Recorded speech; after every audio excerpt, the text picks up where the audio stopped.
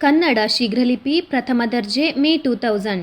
ಅಧಿಕಾರಿ ಮಿತ್ರರೇ, ನಾನು ಈ ಇಲಾಖೆಯ ಅಧಿಕಾರ ವಹಿಸಿಕೊಂಡ ಮೇಲೆ ಪ್ರಥಮ ಬಾರಿಗೆ ತಮ್ಮನ್ನು ಭೇಟಿ ಮಾಡುತ್ತಿದ್ದೇನೆ. ತಾವೆಲ್ಲರೂ ಇಷ್ಟೊಂದು ವಿಶ್ವಾಸದಿಂದ ನನ್ನನ್ನು ಬರಮಾಡಿಕೊಂಡು ಗೌರವ ನೀಡಿದ್ದಕ್ಕೆ, ವಿಶ್ವಾಸಪೂರ್ವಕ ಸ್ವಾಗತ ಕೋರಿದ್ದಕ್ಕೆ ನಾನು ಆಭಾರಿಯಾಗಿದ್ದೇನೆ.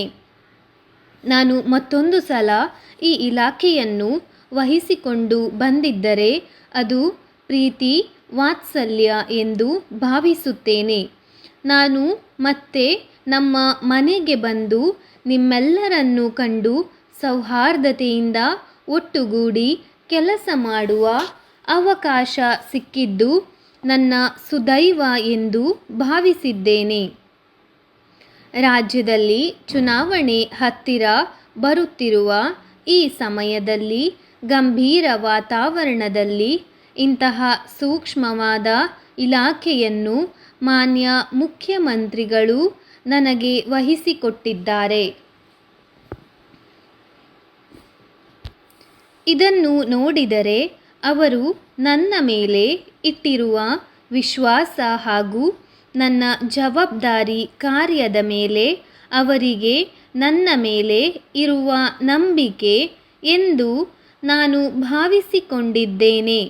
ಈ ನಂಬಿಕೆಗೆ ಅರ್ಹನಾಗಿ ಪ್ರಾಮಾಣಿಕವಾಗಿ ನಿಷ್ಠೆಯಿಂದ ಕ್ರಿಯಾಶೀಲನಾಗಿ ಕರ್ತವ್ಯ ನಿರ್ವಹಣೆ ಮಾಡಬೇಕಾದರೆ ನಿಮ್ಮೆಲ್ಲರ ಸಂಪೂರ್ಣ ಸಹಕಾರ ನನಗೆ ಸಿಗುತ್ತದೆ ಎಂದು ನಾನು ನಂಬಿದ್ದೇನೆ.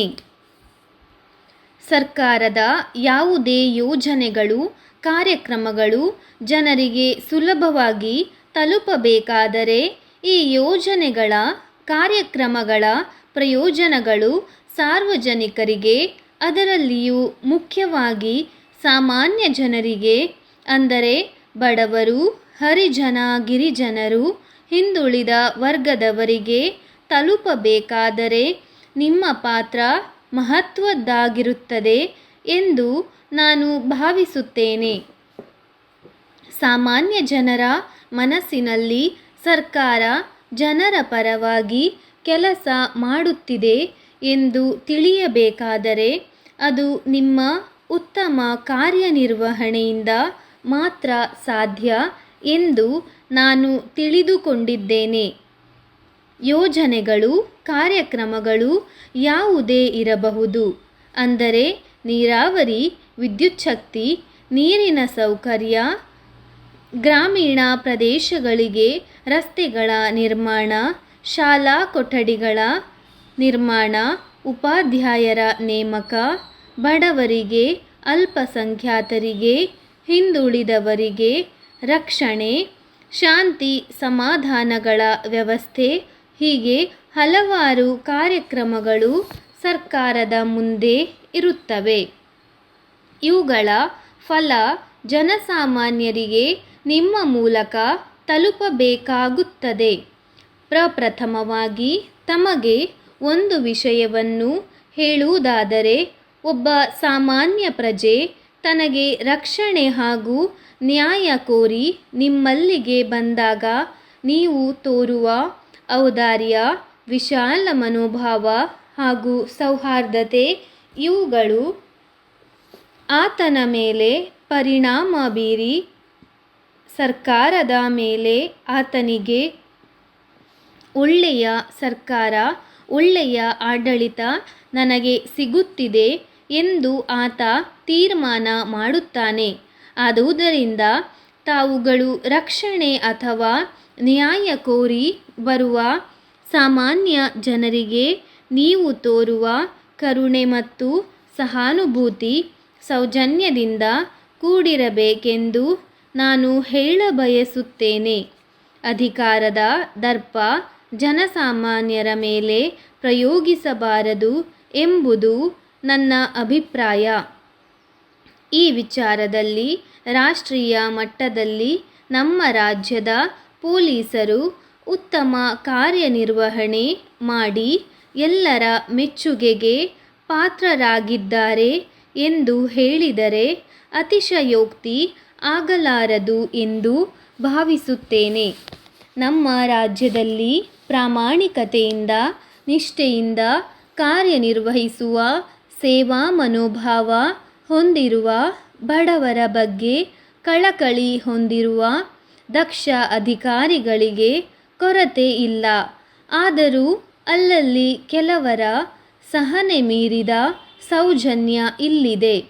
ಬೆಂಗಳೂರು ನಗರವು ಅಂತಾರಾಷ್ಟ್ರೀಯ ಮಟ್ಟದಲ್ಲಿ ಗುರುತು ಮಾಡಿಕೊಂಡಿದ್ದರೂ ಜನಪ್ರತಿನಿಧಿಗಳ ಸ್ವಾರ್ಥ ರಾಜಕಾರಣದಿಂದ ಉದ್ಯಾನ ನಗರವು ಸಮಸ್ಯೆಯ ಆಗರವಾಗಿದೆ ಎಂದು ಹೇಳಬಹುದು. ಬೆಂಗಳೂರಿನ ನಾಗರಿಕರು ಶಾಂತಿಪ್ರಿಯರು ಹಾಗೂ ವಿಶಾಲ ಮನೋಭಾವನೆಯುಳ್ಳವರು ಎಂದು ತಿಳಿದು ವಲಸೆಕೋರರು ಲಭ್ಯವಿರುವ ಎಲ್ಲ ಸೌಕರ್ಯಗಳನ್ನು ಪಡೆಯುತ್ತಿದ್ದು ಸ್ಥಳೀಯರು ಇವುಗಳಿಂದ ವಂಚಿತರಾಗಿ ಇರುವುದು ಶೋಚನೀಯವಾಗಿರುತ್ತದೆ. ಪ್ರಜಾಪ್ರಭುತ್ವದಲ್ಲಿ ಪ್ರಜೆಗಳ ಆಶೋತ್ತರಗಳನ್ನು ಈಡೇರಿಸುವ ಕೆಲಸವನ್ನು ರಾಜಕಾರಣಿಗಳು ಮಾಡಬೇಕಾಗಿರುತ್ತದೆ.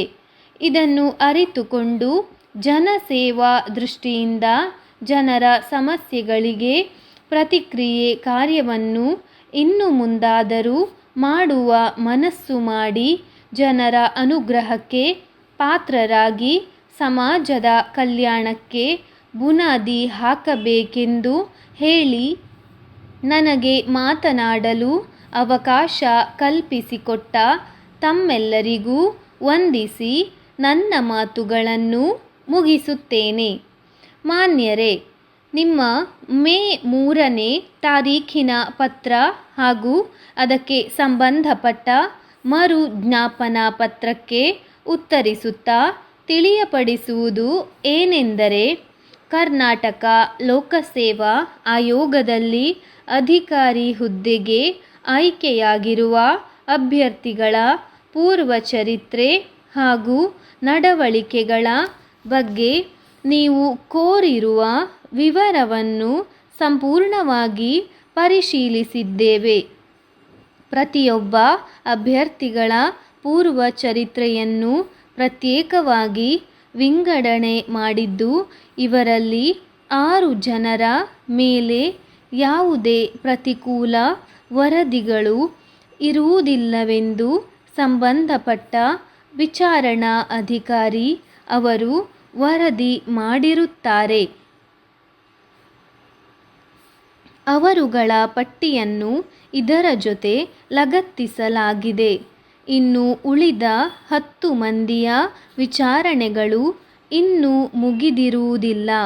ಇದಕ್ಕೆ ಸಮಯದ ಅವಕಾಶ ಹೆಚ್ಚಾಗಿ ಬೇಕಾಗಿರುತ್ತದೆ. ಪ್ರತಿಯೊಬ್ಬ ವ್ಯಕ್ತಿಯ ಪ್ರತ್ಯೇಕ ವಿಚಾರಣೆಯು ಅನಿವಾರ್ಯ ಆಗಿರುತ್ತದೆ. ಅದರಲ್ಲಿ ಅವರ ವಯಸ್ಸು, ಜಾತಿ, ಆದಾಯ, ಪ್ರಮಾಣಪತ್ರ ಹಾಗೂ ಮೀಸಲಾತಿ ವರ್ಗ ಕುರಿತು ವಿಚಾರಣೆ ಅವಶ್ಯಕವಾಗಿದೆ.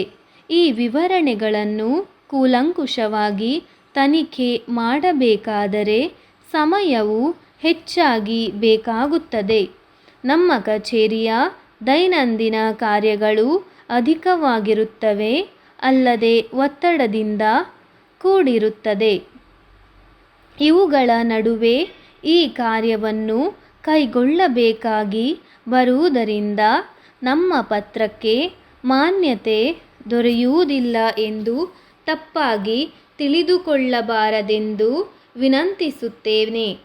ತಮ್ಮ ಕೋರಿಕೆಯ ಮೇರೆಗೆ ಈ ವಿಚಾರವನ್ನು ಪ್ರಥಮ ಪ್ರಾಶಸ್ತ್ಯ ಎಂದು ಪರಿಗಣಿಸಿ ಅತಿ ಜರೂರಾಗಿ ಈ ಕೆಲಸವನ್ನು ಮುಗಿಸಿ ಪ್ರಗತಿಯ ಪರಿಶೀಲನಾ ವರದಿಯನ್ನು ತಮ್ಮ ಮಾಸಿಕ ಸಭೆಯಲ್ಲಿ ಮುಂದಿನ ಕ್ರಮ ತೆಗೆದುಕೊಳ್ಳಲು ನಮ್ಮ ವಿಶೇಷ ಅಧಿಕಾರಿ ಜೊತೆಯಲ್ಲಿ ಕಳುಹಿಸಿಕೊಡಲಾಗುವುದೆಂದು ತಮಗೆ ಭರವಸೆ ನೀಡಬಯಸುತ್ತೇನೆ. ತಮ್ಮ ವಿಶ್ವಾಸಿ ವಿಚಾರಣಾಧಿಕಾರಿ